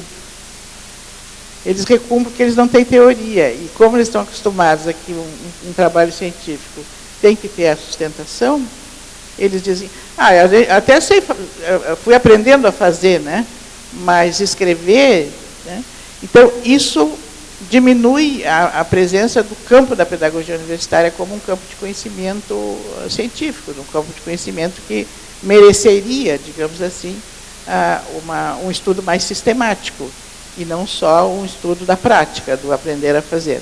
As duas coisas eu acho que são importantes, né?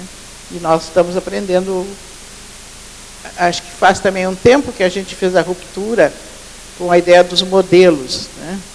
E estamos aprendendo mais com quem faz, né? Um estudo mais antropológico. Vamos partir da base da aula universitária, o que está acontecendo, que saberes estão em movimento, né? E para nós, do campo da pedagogia, interagirmos com o professor nesses campos de prática. E eu acho que esse é o caminho. Então, vamos para a nossa última pergunta, para nós encerrarmos, então, essa sessão. Bom dia, Helenita, da UniOeste, no Paraná. Não é bem uma pergunta, eu acho que é mais uma reflexão, e eu dirijo para a Maria Alice. Nós estamos, durante anos, né, e eu estou há 4 anos na Pró-Reitoria de Graduação, preocupados com essa questão, né, com várias questões da graduação, entre elas a formação docente, a questão da licenciatura. Nós vivenciamos a produção da 02 e a execução da 02, né, quando eu entrei na Pró-Reitoria, nós estávamos nesse processo, e nós entendemos muito importante, muito interessante, porque realmente ela traz, no interior dela, as condições de trabalho, a questão da prática, né, na relação com a teoria, não a prática pela prática.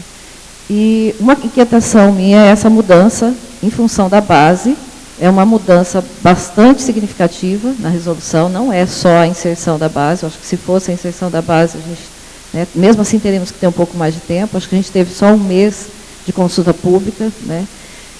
Então, essa é uma preocupação que sempre, e durante esses 30 anos que eu estou na educação, sempre o foco vem para o professor.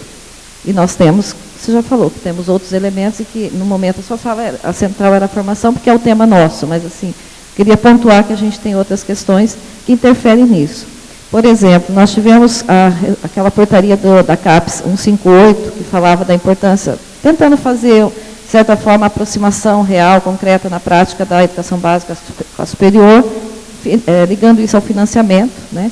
E nós tivemos um movimento na universidade de construção de uma resolução que fizesse, né, a política, de fato, muito atrelada à educação básica.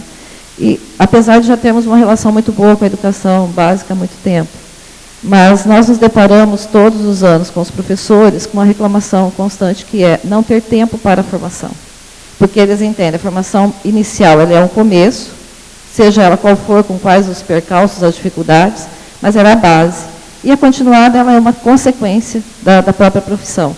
E eles não têm condições, por exemplo, não são liberados, não têm essa condição de sair com tempo para reflexão, para poder realmente, de fato, refletir sua prática. E nós estamos vivenciando assim, a perda de algumas coisas muito importantes, algumas conquistas muito importantes, que nós entendemos assim, deram resultados muito significativos, inclusive na avaliação da educação básica e nossos próprios cursos, com relação à PIBID, residência pedagógica que vem agora, mas assim, PIBID, outros pró-docência, que eram projetos que vinham, de fato, tentar dar esse suporte que a gente há anos vinha reclamando para a licenciatura. Então, a gente vê essa perda. Eu acho que a gente precisa repensar isso, né? Ter uma política nacional de formação é fundamental, ter diretrizes, né, que orientem é fundamental, mas eu acho que nós precisamos de um pouquinho mais de tempo para fazer essa construção coletiva, né? Toquei na questão da condição de trabalho do professor, nós ainda temos professores que estão em 3 escolas, 2, 3, até 4 escolas, né, para poder cumprir o seu quadro de 40 horas no Estado. Então, tem questões que a gente não tem como não avaliar no momento que você está avaliando, né, a qualidade dessa formação e da prática, né? E eu acho que é um cuidado muito sério. A gente tem a relação teoria e prática, é um tema que está presente nas discussões, né, pedagógicas, educacionais há muitos anos, e a gente corre o risco de estar trocando, né? Eu vejo uma ênfase muito forte pela prática, a prática pela prática, mas toda, inclusive a Maria Isabel fala agora, né, mesmo um relato da prática, ela tem que ter uma sustentação teórica. Eu acho que é um cuidado que a gente precisa ter. Então, assim, não é uma pergunta, mas é falar que, como educadora, como pedagoga e como pró-reitora de graduação, é uma preocupação muito grande, que a gente se incomoda muito, que parece que sempre a gente que tem que dar conta, que a gente tem que resolver questões que estão muito além, né, da nossa condição. Obrigada.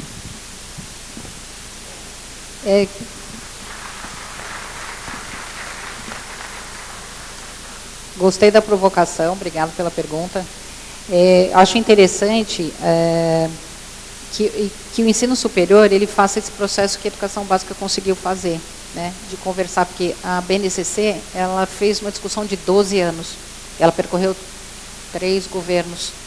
Então, a gente precisa começar a pensar na educação agora supra, né? Então, assim, supra quem está no governo, supra partidário, supra isso, supra aquilo, supra questões pessoais até, né? Porque, assim, quando a gente fala de formação de professor, são muitas paixões.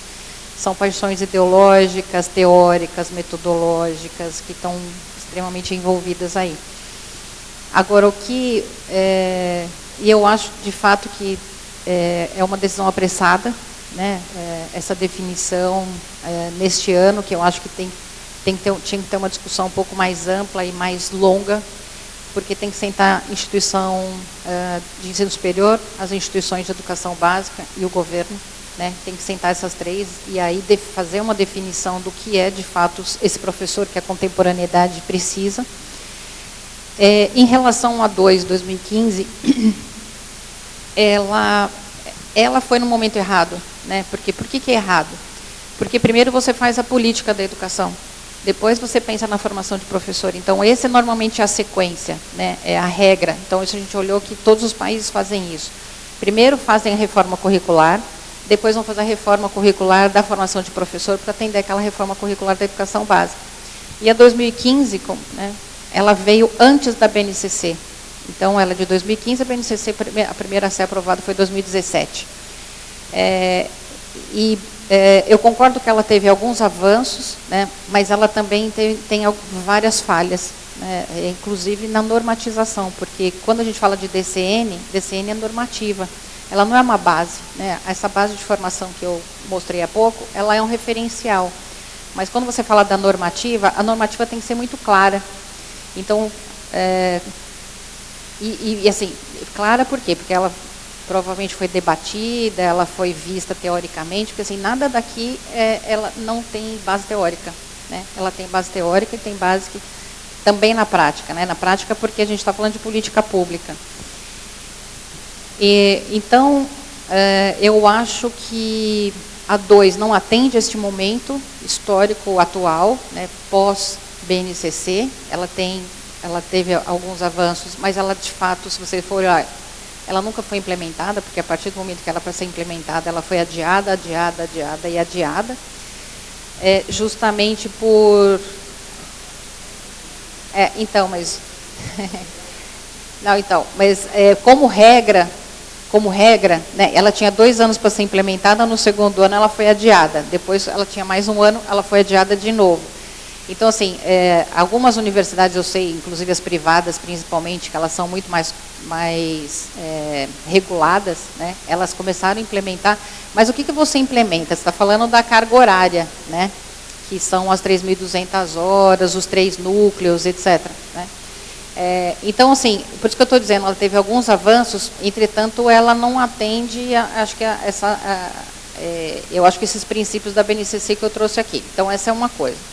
A outra coisa o que eu tenho falado muito e o que eu acho que talvez uma bandeira que a gente precisa carregar justamente é a formação dessa política nacional, né, de formação, assim, da docência de lá do cabo a rabo, né? Porque a gente fica falando assim, então, por exemplo, os programas da CAPES. Os programas da CAPES provavelmente vão continuar existindo, porque eles são isolados, eles não estão dentro de uma política, né? Então, eles podem acontecer, são programas de fomento a algumas práticas, né, de uma maneira geral. Então, o PIBID, a residência pedagógica, provavelmente vão continuar acontecendo. O que eu acho que talvez assim, a minha bandeira maior é justamente assim, a gente pensar nessa forma sistêmica da formação, né? Então, não é tão pontualmente quanto uma DCN. Até porque eu acho, então essa é uma opinião minha, né, que essa DCN, de fato, ela tinha que cobrir tudo. Se fosse uma DCN, né, ou se fosse uma qualquer... ela tinha que ser da formação inicial, da formação continuada e da carreira. E ter continuidade, ter uma coerência entre uma coisa e outra, né? Porque assim, a formação inicial ela fala sozinha, a formação continuada ela fala sozinha, os programas falam sozinhos, e a gente não tem uma coerência entre tudo isso, né? Então essa é a minha opinião. Então, obrigada a todos. Acho que a discussão aqui foi bastante válida, mas é importante nós pensarmos, né, no contexto que foi historiado aqui da formação dos professores, também em outros contextos internacionais, a importância de nós nos unirmos para uma política unificada para a docência, lutarmos por aquilo que nós consideramos que faz parte da nossa rotina, nos aproximarmos mais da escola, termos um diálogo mais constante junto a essas políticas, verificarmos as nossas práticas dentro das universidades, em que medida nós estamos valorizando a formação docente, em que medida a pós-graduação está atuando nessa formação, pensarmos na nossa saúde mental, em como nós estamos como docente, e como nós estamos com as nossas políticas internas, focando também a carreira e valorizando o tripé que nós falamos tanto dentro das nossas instituições, que é o ensino, a pesquisa e a extensão, e em que medida realmente elas estão equilibradas em todos os contextos. Então, agradeço muito a composição, as reflexões, e agora, então, vamos para o intervalo para um café que está sendo servido aqui no hall. Obrigada.